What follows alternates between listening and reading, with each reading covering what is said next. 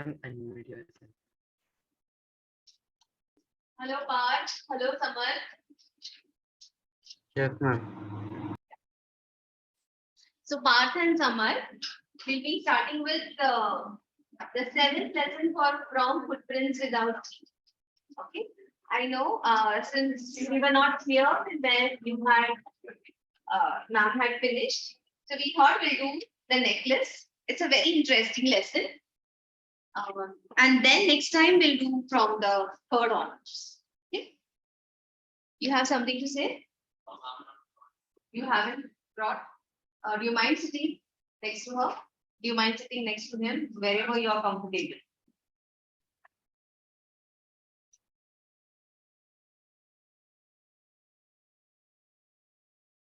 Samar, Parth, I hope you have your footprints without feet.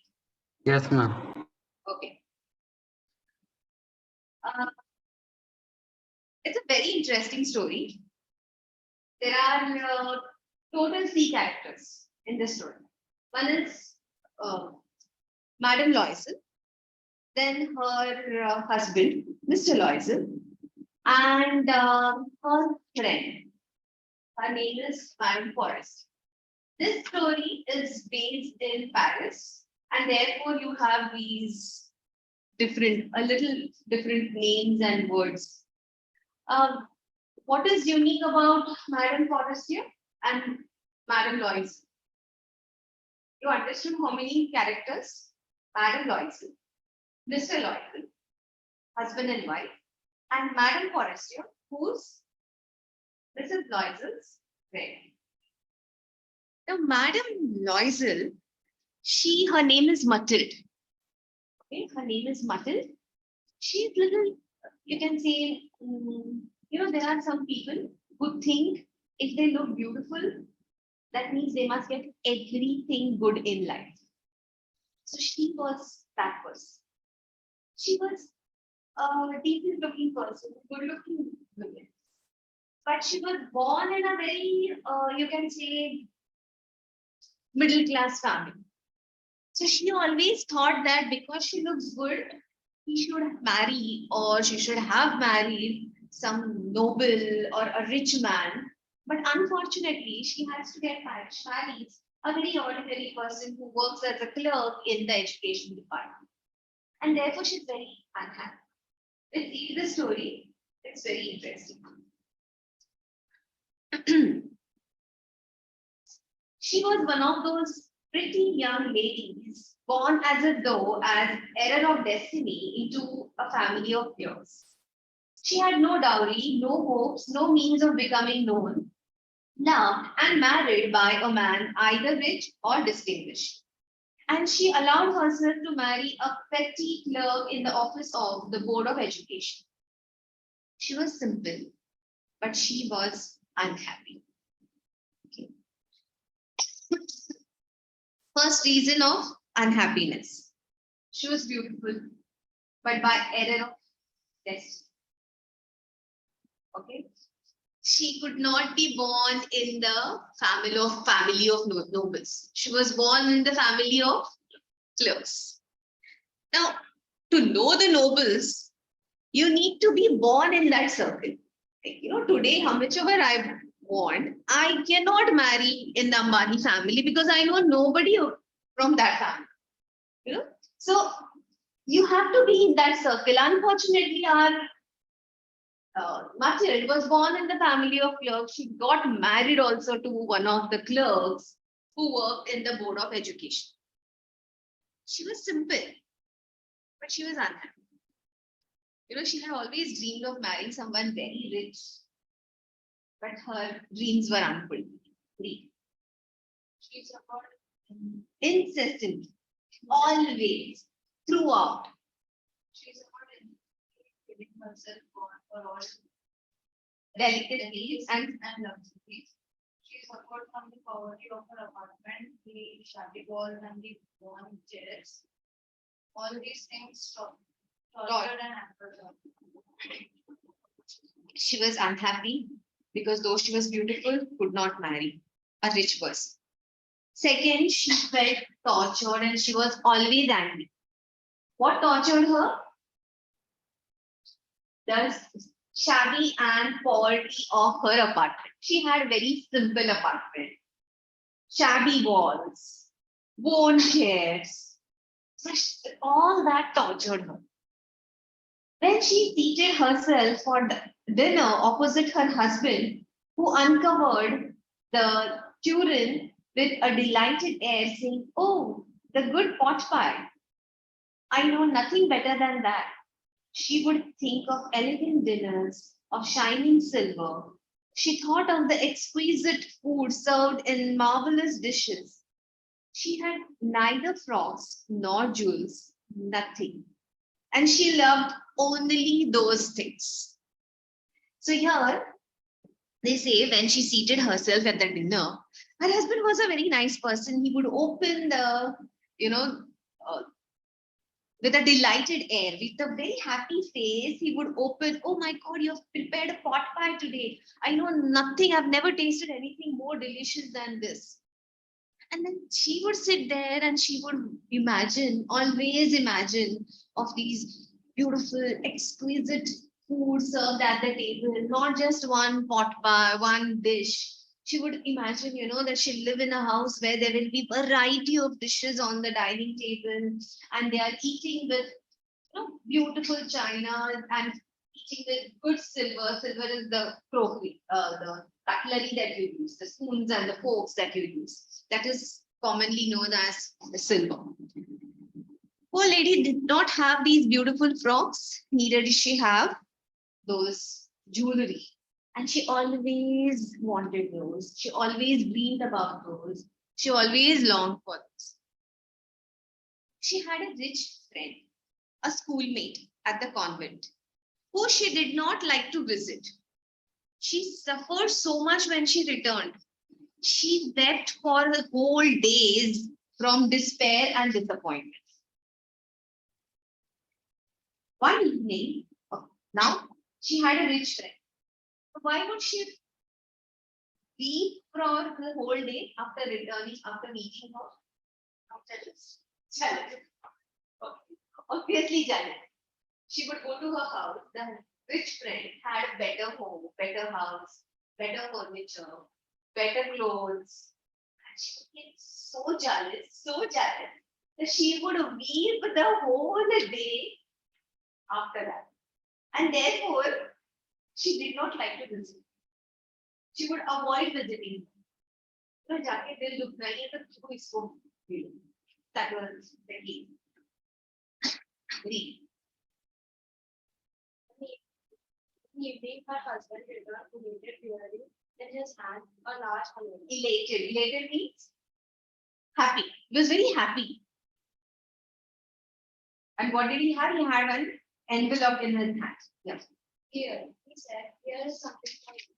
She quickly drew out a printed card on which was inscribed these words: "The Minister of Public Instruction and Madam George Ram for you. as the honor of Honor of Mr. and Madam. Madam. That's the short form of Mr. and Madam. That's how they would write earlier. Mr. and Madam License Company, Monday evening, January 18th, at the Minister's residence. Instead of being delighted, as her husband and at home, she threw the invitation spitefully upon the table. What do you suppose I want with that? Okay. Now one day her husband came home and he was very, very thrilled. He was very happy. Parth, any idea why was he happy? Why was Mr. Loisel happy? Any idea why was he happy? Because he had an invitation. It was an invitation for a grand wife will be happy. Why? Because she gets to go, she'll get to go out and meet some rich people and important people from the education. This had come from some important person. The Minister of Public Instructions had sent the invite for the party, and therefore the husband was very happy. Every time the wife would be unhappy because she cannot go out, she does not have good clothes. There is no social outing. So now he thought this is the best occasion to make her happy. Was she happy too? Unfortunately, no. The response was totally different. She was not at all delightful. She just threw the invitation spitefully and murmured, "What do you suppose I want with this? What am I supposed to do with this? Why have you got this invitation?" But my dearie, I thought it would make you happy. You never go out, and this is an occasion and a fine one. Everybody wishes one, and it is very select. Not many are given to employees. You will see the whole official world there. So he says, this is very exclusive. All officials are there. Not all the employees have got this. Very few select have got it, and I'm one of them. So you will get to go out with all these important people. She looked at him with an irritated eye and declared impatiently, "What do you suppose I have to wear to such a thing as that?" He says, "What do you think I'm supposed to wear for this such a nice, important occasion?" Read. Yeah, you. He had not thought of that. He stammered. He stammered. Why the dress we would wear it when we go to the Theater. Why? theater? Yes. It seems very pretty. He was silent. Dismay. At the sight of his wife, he stammered. What is the matter? What is the matter? Okay. Continue. By a violent effort, she had controlled her Vexation. vexation and responded in a calm voice, Wiping her wiping her moist cheeks. Only I had this and consequently I could not give the card to Champali, whose wife is better fitted after Okay. To the surprise, she says that she doesn't have any dress to wear. So, don't you have a dress that you wear when we go to the theater? But she starts crying and he doesn't know what to do. He keeps asking, "What's the matter? What's the matter?" And she's so, with lot of efforts, with lot of violent efforts, in fact, she controls her tears and wipes her cheeks. And she says that nothing, only I have nothing to wear to such elegant affairs. I have nothing to wear to such elegant function. So you better give it to some other colleague whose wife has better clothes and better jewelry to wear to this occasion. He was grieved. He was very, very sad. But answered, "Let us see, muttered. Samar, will you read?" Yes, yes, ma'am. How much would a suitable costume cost? Something that would serve for other occasions. Something very simple. She reflected for some seconds, with thinking of some that she could ask for without bringing with it an immediate refusal and frightened exclamation from economical clerk. Finally, she said in a hesitating voice, "I cannot tell exactly, but it seems to me that 400 francs ought to cover it." Frank, yes. So now here, he was really sad. The husband felt very bad. He thought that this was one occasion his wife would be happy. But then now she starts crying, saying she doesn't have anything to wear. Then he says, "Let's see, muttered. How much would a suitable dress would cost?" He's ready to pay for it, ready to buy a new dress. Tell me how much a suitable dress would cost, something that you can wear for other occasions also. She started thinking. She started thinking about a sum that she could ask for without bringing with it an immediate refusal and a frightened exclamation from an economical clerk. You understood? You know, when mommy asks, "Kitna paisa chahiye?" Friend के साथ जा रहे हो, बहुत सोचना पड़ता है, right? You have to think of a sum जो बोलने के बाद मम्मी इमीडिएटली नहीं बोली, you know. So here she also had to think for a sum which will not call for an instant refusal from her husband, because his earnings were not very high. So she started thinking about the perfect sum that will not scare him off, at the same time he'll agree to give. Finally she said, how much amount did she ask for? 400 francs. Now the 400 francs itself is a big amount. Even in those days, the story was written some 100 years ago. Okay, so 400 francs itself was a big amount. He turned a little pale, for he had saved just this sum to buy a gun.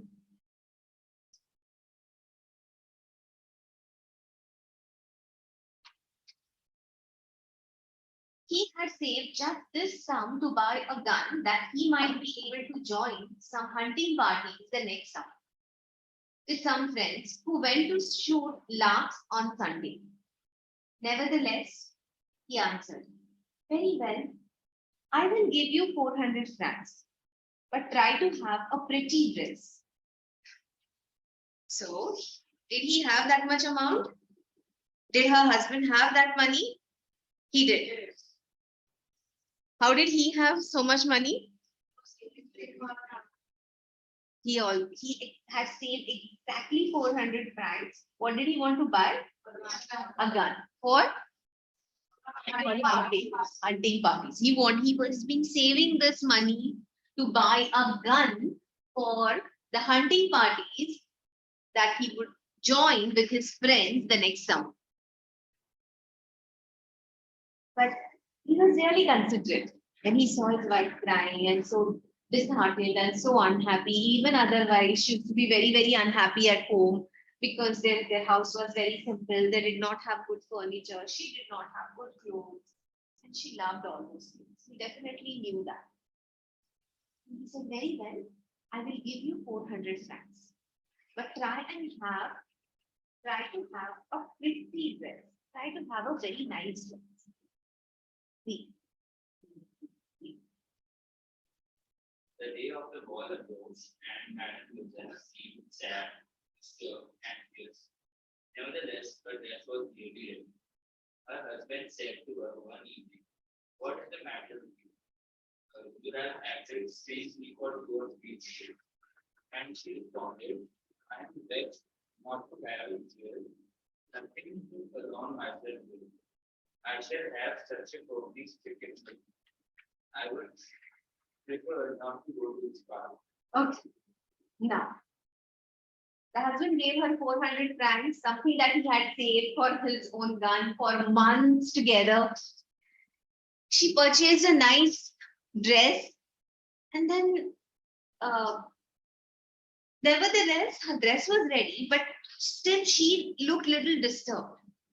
Finally, her husband asked, like, what happened? Now you have a beautiful dress, and you've been acting, why are you still acting strange? She said, I do have a dress, but I don't have anything. No jewelry, not even a stone, no jewel to wear for the party, for this function. She says, I will have such a poverty-stricken look. I will look so poor.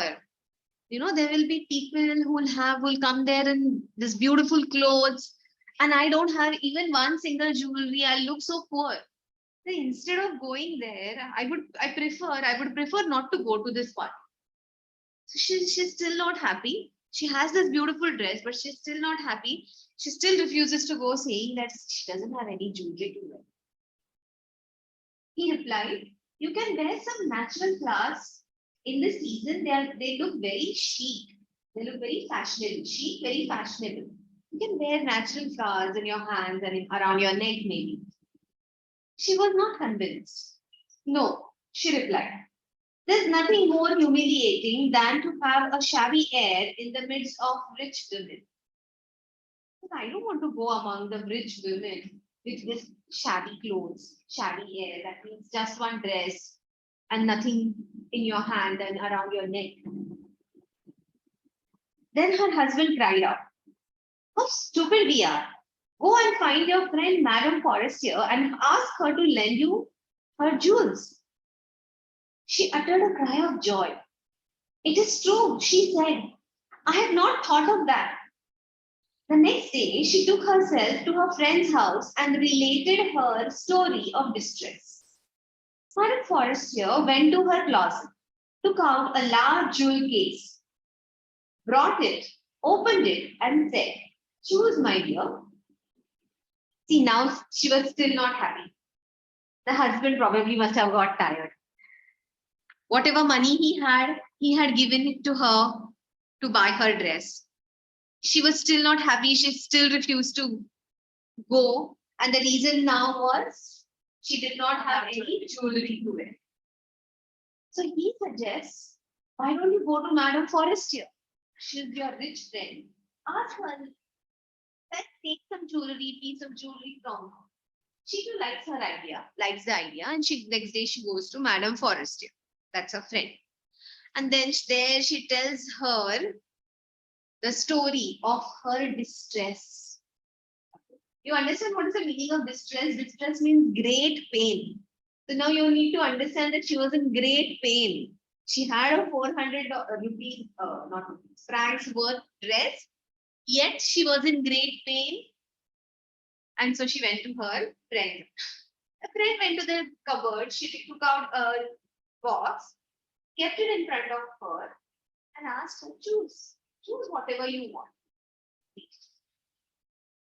She saw at first some great bracelets, then a collar of pearls, then a Venetian cross of gold and jewels of admirable workmanship.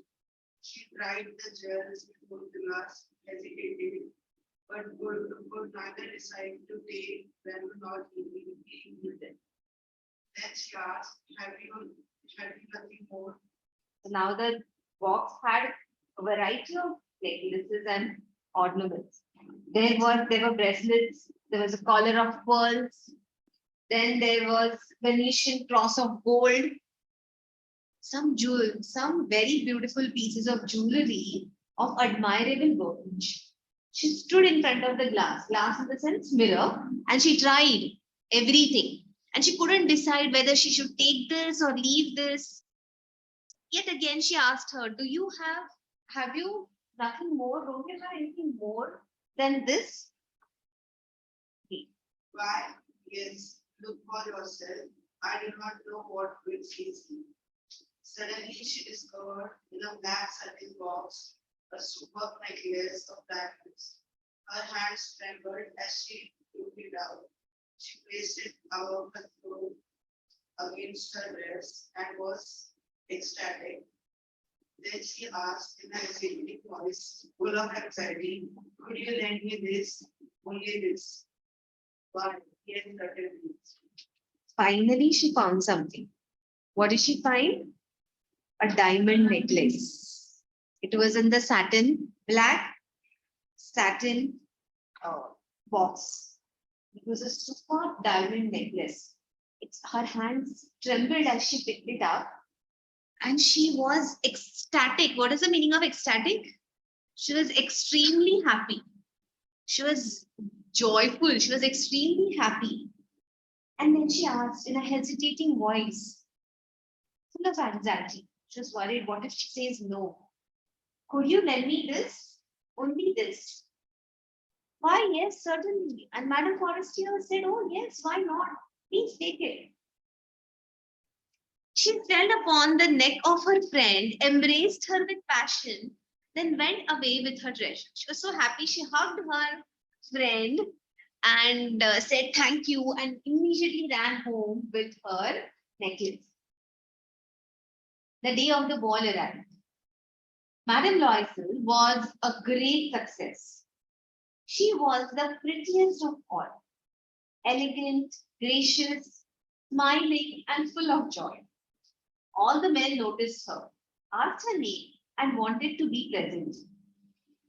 So it was a ball. So she was an instant hit. So she was pretty, she was elegant, she was smiling, she was gracious. Everybody noticed her. All the men noticed her, asked her name, and wanted to be presented. You understand what is wanted to be presented? If you watch these English serials, you'll know the old English serial. The men come go and ask whether they can dance with the women. So that is to be presented. Okay. So many men came to her and asked her whether they can dance together. She danced with enthusiasm, intoxicated with pleasure, thinking of nothing but all this admiration, this victory so complete and sweet to her heart. See, this is what she always wanted to do. This is what she always wanted to be. She wanted to be admired by people. She wanted to be among the rich people. And today was the day when she could do all that. So she was very happy. She danced and she enjoyed. She went home towards 4 o'clock in the morning. Around 4, they decided to go home.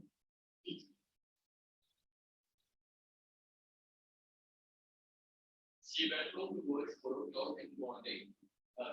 She went home towards 4 o'clock in the morning. Her husband had been half asleep in one of the little cells since midnight, with 3 other gentlemen whose wives were enjoying themselves very much. You understood? No, I'm just laughing for her. You understood what happened? They went around 4. Her husband had been half asleep in one of the little salons. Salons in the sense room. Rooms in those days were called salon. In little salon since midnight. Since midnight, she was half asleep. But he was sitting there with other 3 gentlemen whose wives were busy dancing. He was giving up. He was sitting there and waiting for his wife to finish dancing and come and join him so they can go. They could go home. Yes, read. He flew around her shoulders and shoulders the modest straps they had carried to covertly clad with the elegance of the war. She wished to hurry away in order not to be noticed by the other women who were wrapping themselves in red fur. Loisel delayed her way, said, "I am going to call a cab." But she would not listen and descended the steps rapidly. When they were in the streets, they found no carriages, and they began to seek for one. Taking the coachman, whom they saw at a distance, they walked around towards the river, hopeless and shivering. Finally, they found one of those old carriages that one sees in Paris after nightfall. Okay. You understood what happened? They decided to go and, he wrapped around her shoulders. What did he wrap? Her usual modest, simple stole. He threw around modest wraps. It's like a shawl or a wrap. Now she did not want to be seen with that wrap because it was the simple, ordinary wrap, and she had, worn this beautiful dress in that hall, and she had worn this beautiful diamond necklace. And now when they were going out, the husband wrapped this modest, simple, ordinary wrap around her shoulders, while the other ladies, they were wrapping themselves in some rich furs. They were wrapping themselves in rich furs. She did not want to be noticed or seen by other rich ladies. So probably she thought that they will come to know that she's actually not that rich. And therefore she wanted to run away from there. She wanted to move out from there. Her husband said, "Wait, I'll get a cab. I'll call for a cab. I'll hail for a cab." But she refused to stay there. She ran down the steps and started walking on the road. Could they find the cab immediately? No. It was winter time. It was very cold. It was 4 o'clock in the morning. She was shivering while walking, could not find the cab. Finally, they found a coachman. They hailed a coachman they saw at a distance. They walked along towards the river, hopelessly and shivering. Finally, they found one of those old carriages that one sees in Paris after nightfall. It took them as far as their door, and they went verily up to their apartment. It was all over for her. And on his part, he remembered that he would have to be at the office by 10 o'clock. Then she reached home, it was all over. All the fun, the glamour, how important she felt, all that was over. He was thinking, what was he thinking? It's 4 o'clock already. I have to be at office by 10. So I better go home, change, sleep. He was thinking about that. She was thinking, done, the party is over. She had longed to attend this. She had so much fun. Back to the old monotonous, sad, poor life. She removed the wraps from her shoulder before the glass for a final view of herself in her glory. Suddenly, she uttered a cry. Her necklace was not around her neck. Now, she went home, she removed the wrap, and she uttered a cry. Parth has disappeared. Why did she utter a cry, Samar?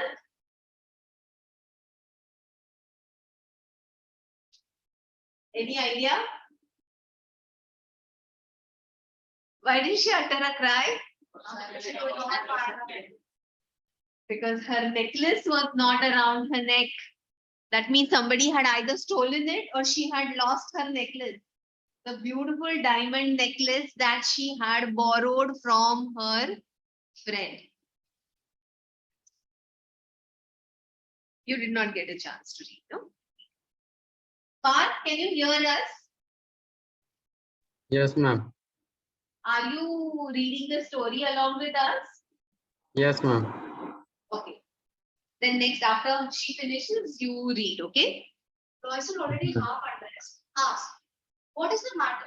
She turned towards him excitedly. I no longer have Madame Royce's necklace. He arose in dismay. What? How is that? It is not possible. And they looked in the folds of the dress, in the folds of the cloak, in the pockets, everywhere. They could not find it. He asked, "You are sure you still had it when we left the minister's house?" "Yes, I felt it as we came out. But if you had lost it in the street, we should have heard it fall. It must be in the cab." "Yes, it is possible." "Did you take the number?" "No." "And you, did you notice what it was?" "No." They looked at each other, utterly cast down. Finally, Loyson dressed himself again. "I'm going," he said. "Over the Track where? We went on foot to see if I can find it." And he went. She remained in her evening gown, not having the force to go to bed. Towards 7 o'clock, her husband returned. He had found nothing. He went to the police and the cab officers and put an advertisement in the newspapers offering a reward. Okay. So here, what happened? That night, after 4 o'clock, all this drama took place. Came home, and they came home and they realized there's no the necklace. They tried searching everywhere, searched in her dress, searched in the folds of her dress, in the folds of her cloak. And then finally they thought that probably they dropped it either on the street or somewhere in the cab. He decided to go back, walk back the entire way to look if they have dropped it somewhere. Came back, both of them were lost, came back around 7, could not find anything. Then he went to the police to launch a complaint, went to the cab office, gave a complaint there, also gave advertisement in the newspapers offering a reward.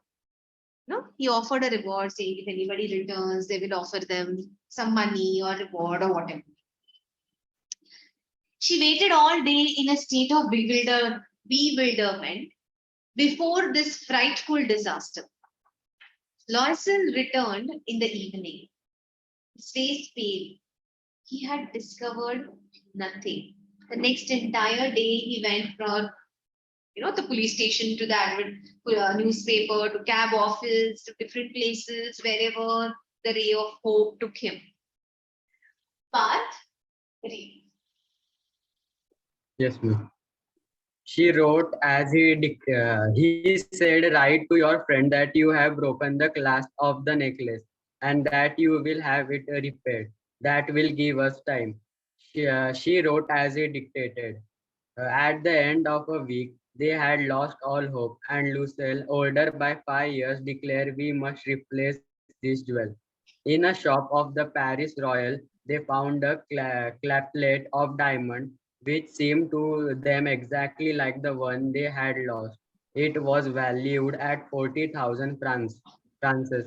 They could Frank. get France. They could get it for 36,000. Now, first he told his wife to write a letter to Madame Forrest, telling her that they have broken the clasp, so they will get it mended, so it will take some time. At the end of the week, they still could not find it. They decided that Lois decided. How old was he? From 5 years older than his wife. He declared that we must now replace the jewels. We have to replace the diamond necklace. They went from shop to shops looking and searching for it. Where did they finally found it? In a shop of Palais Royal. It is from Paris. So, Palais Royal, they found a chaplet of diamonds. Chaplet, God knows how they pronounce it, but this sure, I'm not very sure. Chaplet of diamonds that seemed to them exactly like the one they had lost. It was valued. What was the cost? Francs. And the shopkeeper agreed them to give it to 36,000. Now you have to understand this man who worked as a clerk, some had managed to save 400 francs with, after months and months, he had managed to save 400 francs, that he had saved for buying a gun, and now had to make arrangement for 36,000 francs. Loisel possessed 18,000 francs, which his father had left him. He borrowed the rest. He made ruinous promises, took money from usurers, and the whole race of lenders.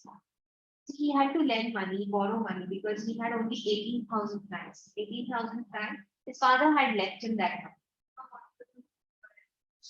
Ruinous means something that will ruin him. So he had to make ruinous promises. Ruinous promises, you write promissory note. Promissory note is when you take somebody money from someone, you write what do you call agreement. It's like an agreement to pay the money back, and nobody gives you money for free. They always give you money for interest. So ruinous is somebody that they would charge very high interest. So he borrowed money from every usurer. Usurer, that every borrower, every lender who was ready to lend money to him, and the whole race of lenders. Now it was a big amount, and therefore one person did not lend him money.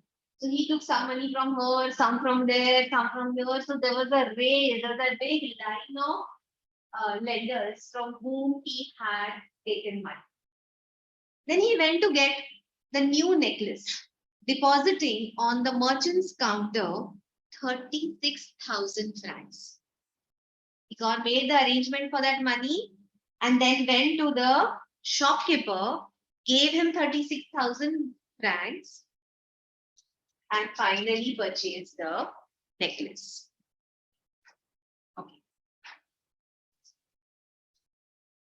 When Madame Loisel took back the jewels to Madame Forestier, the latter said to her in a frigid tone in a tight voice, so she was very upset. You should have returned them to me sooner, for I might have needed them. She said, oh, you to get them for so long, you should have returned it little earlier, sooner. What if I needed them? Madam Forrester did not open the jewel box as Madam Pure she would. What would she think if she should perceive the substitution? What should she say? Could she take her for a robber? Now, Madam Forrester took the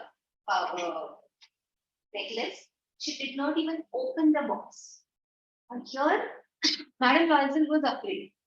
What if she opens it? What if she finds out that this is not the same one that she had given? This is the substitute.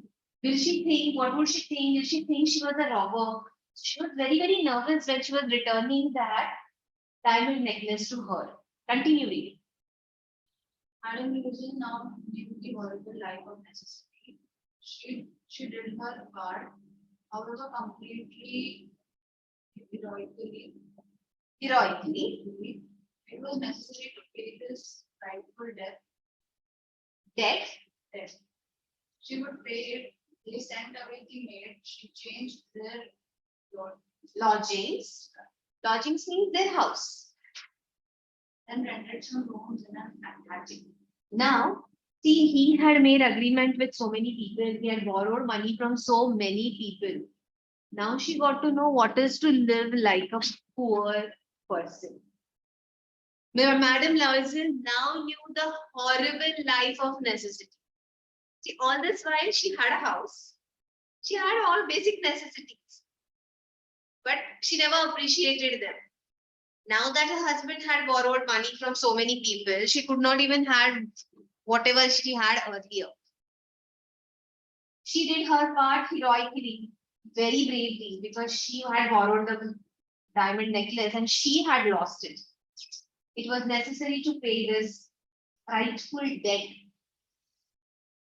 And so she sent away the maid. She had a maid. She sent away the maid. They changed their lodgings. They had a house. They changed that house. They rented some rooms in an attic. You know what is an attic?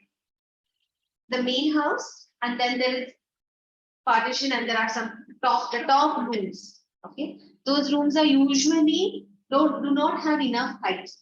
The attics. Okay, the attics are little dingy, very small windows. Like if this is a top window, there's a big window, then half the window will open in the attic, only the part of it. So, and therefore those rooms in the attic are cheaper. She learned the odious work of kitchen. That means she never had to work in the kitchen also earlier. She washed the dishes. She washed the soiled linen, their clothes and dishcloths, which she hung on the line to dry. She took down the refuse to the street each morning and brought up the water, stopping at each landing to catch her breath. And clothed like a woman of the people, she went to the grocers, the butchers, and the fruiterers, with her basket on her arm, shopping, haggling to the last sow of her miserable mind. Now she understood what it is to be poor. Now she did not have a maid. They had to remove the maid. So she had to do all the work in the kitchen. She washed the dishes. She washed clothes. She also then put it to dry on the cloth line. She took the garbage down. The refuse to the street means the garbage to the street each morning. Brought up water, buckets of water, because this is live in the attic and there was probably no water also in the house. She had to do that. She clothed like ordinary women. She went for all shopping. She went to the grocer, she went to the vegetable vendor, she went to the seller, and there she had to haggle. Haggle means bargain. Bargain for that last sow. Sow is franc is like a rupee for us, and sow means the currency, the loose currency, paisa. Okay, she had to haggle, bargain for that last paisa. She had to bargain for that last sow. चलो 50 पैसा ही कम कर दो ये. It's like that. So she had to bargain every day with in the market with these sellers. The husband work putting the book of some merchant in order and writes the often did copy at 5 to a page. And writes asking for 10 rupees. At the end of 10 minutes, they had disposed All. and So it took them how many years? 10 years. 10 years to pay all this debt. And after that, the husband also worked extra. What work did the husband do?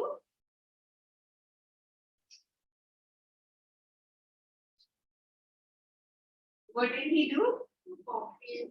He worked in the evening, putting the books of some merchant in order. What does that mean? He did accounts for some merchant. Okay, which books? Account books. Books here mean he did the accounts for some merchant. At the end of 10 years, they had restored all. At the end of 10 years, they had paid all the money that they owed to different people. Madam Florence been poor enough. She had become a strong, hard woman, the crude woman of the poor household. Her head had been fixed. Her son Body, her hands dead. She spoke in a hard tales of horror. But sometimes when her husband was at her office, she would seat herself before the window and take off an evening party of former. She was so beautiful and so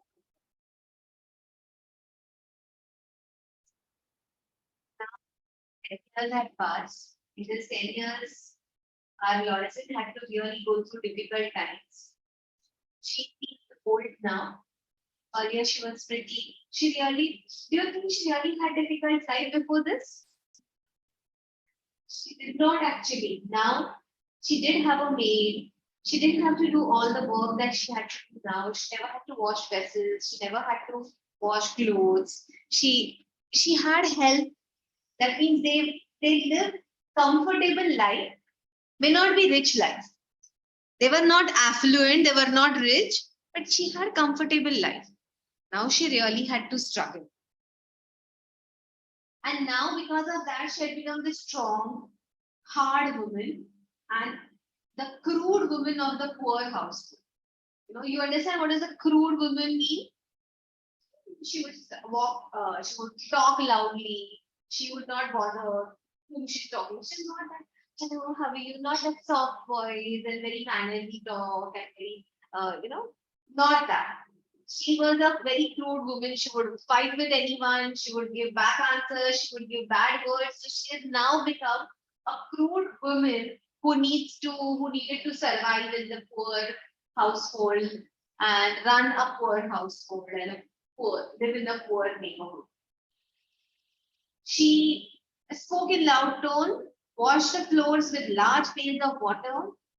Sometimes she would sit near the window and think of that night when she looked so beautiful, had such good time, had such a wonderful time, and that nice party of all her times.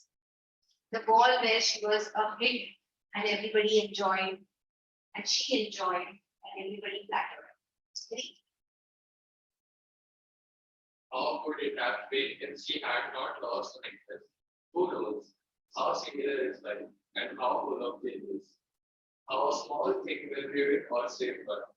One Sunday, as she was taking a walk in the Jack LC's or in Shop else.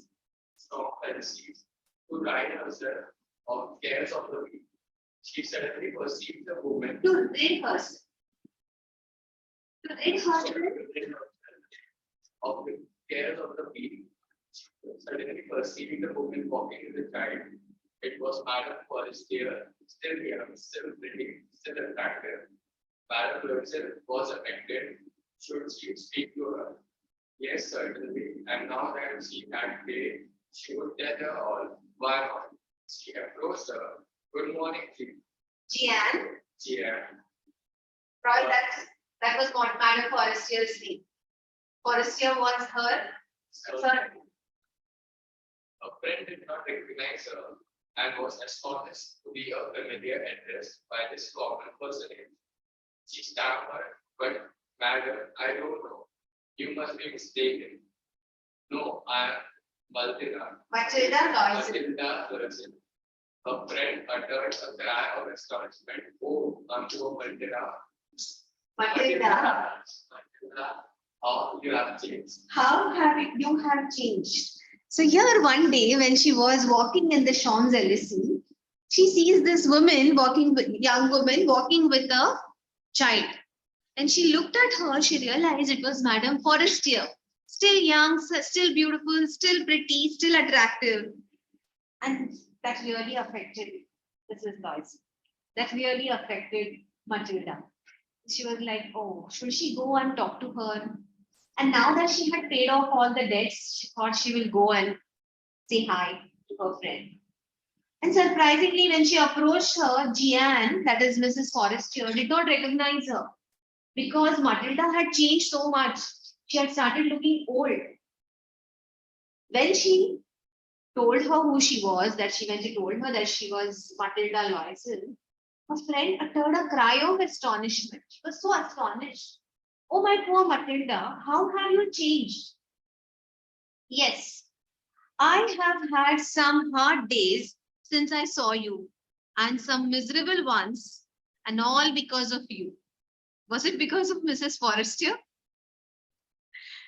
Because of me? How is that? You recall the diamond necklace that you loaned me to wear to the minister's ball? Yes, very well. Well, I lost it. How is that? Since you returned it to me, I returned another to you exactly like it. And it has taken us 10 years to pay for it. You can understand that it was not easy for us who have nothing, but it is finished and I'm decently content. Madame Forestier stopped short. She said, you said that you bought a diamond necklace to replace mine? Yes, you did not perceive it then. They were just alike. And she smiled with proud and simple joy. Madame Forestier was touched, took both her hands as she replied, oh, my poor Matilda, mine were fake, mine were false. They were not worth over 500 francs.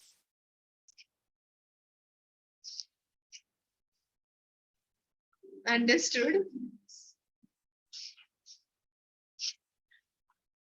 Someone understood what happened?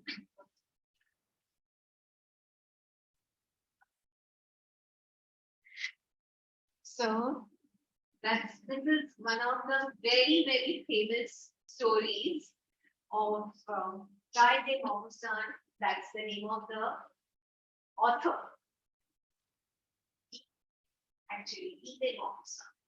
So it's very famous, the necklace, because he was described Matilda, how irritating it must be to live with her when she must have given real difficult time to poor husband.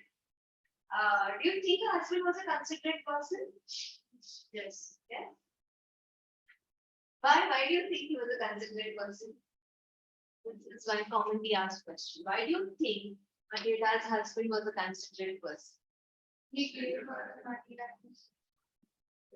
for the dress. One thing he gave the money that he had saved. He could have said, no, I have saved this money for my gun. I want to buy this gun. Was he considerate, or he was like, or she was more irritating? She was more irritating.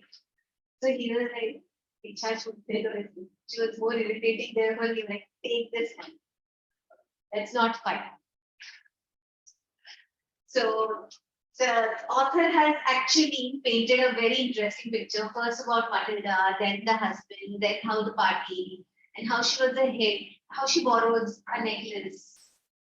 And then, was she careless? Yes. What was the mistake here? What do you think? What should they have done? What would you have done? Suppose you were Matilda. No, suppose you were Matilda. What would you have done? You wouldn't have borrowed. You wouldn't have borrowed. I would have borrowed, but I told her about that. I would have been more careful because she knew that it was costly, but it actually was not. So I would have been more careful that it's very. But then when you go to someone, suppose somebody comes to you and tells you that I want to borrow some of your jewelry. Did you give her your original jewels? Nobody will give their original jewels, right?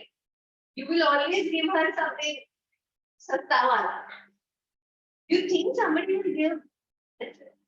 I don't know. Even if, however rich you are, you would not give your own diamond necklace. Then what was wrong? She should have realized that a friend could not give her such a costly necklace. Always ask. Always ask. Always ask. भाई ये क्या है? कितने का है? Yeah, ask for the price. Ask the price, how expensive it is. Then borrow it. Parth, what do you think? What was wrong? What would you have done? Ma'am, maybe if I have lost the necklace, I would tell the truth to madam. Madam Forestier. Okay. Yes, ma'am. You think what should they had done? Okay, Abhi, they borrowed it and she lost it. They should have gone and told the truth. They did not. That was the biggest mistake. Sorry.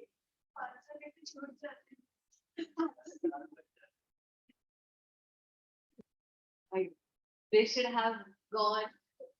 See, many times they ask the question, what would you have done had you been in Matilda's shoes?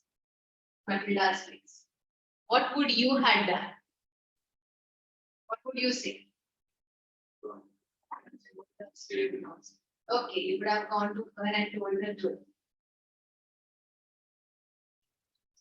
And agreed that, but then, many times you feel, yeah, it would be such a shameful thing. She would think that I'm a responsible person. But they did not know, right? They thought those are real diamonds.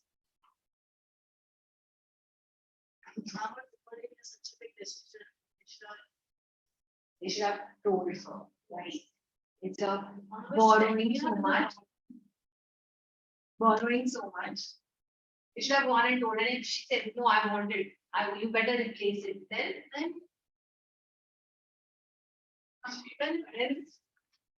most of the children usually tell me nothing. rather than paying it back, told me her own. Then what if she doesn't stay behind?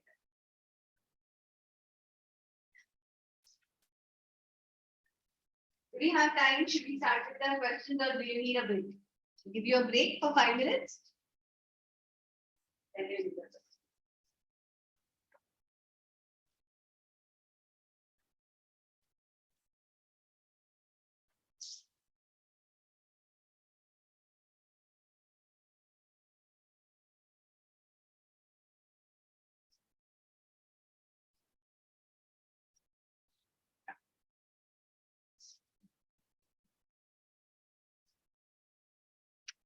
If you want to go wash your face and come.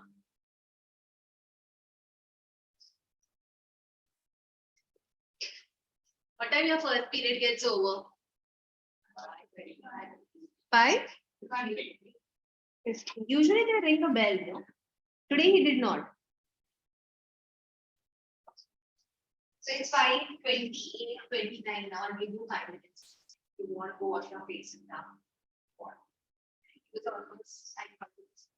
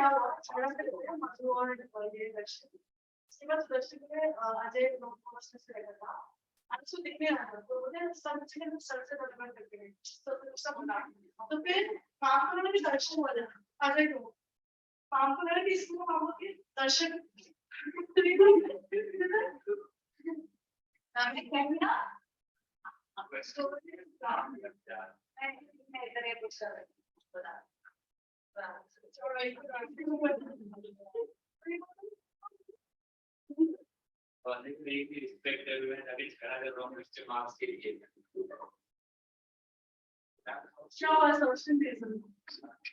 Don't you accept each other what they say? Everybody will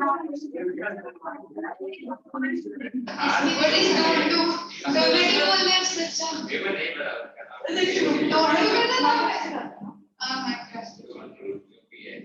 Don't go. पूरा नाम क्या है? रामकृष्ण। रामकृष्ण भाई क्यों बोलता है? वही बोलते हैं सब।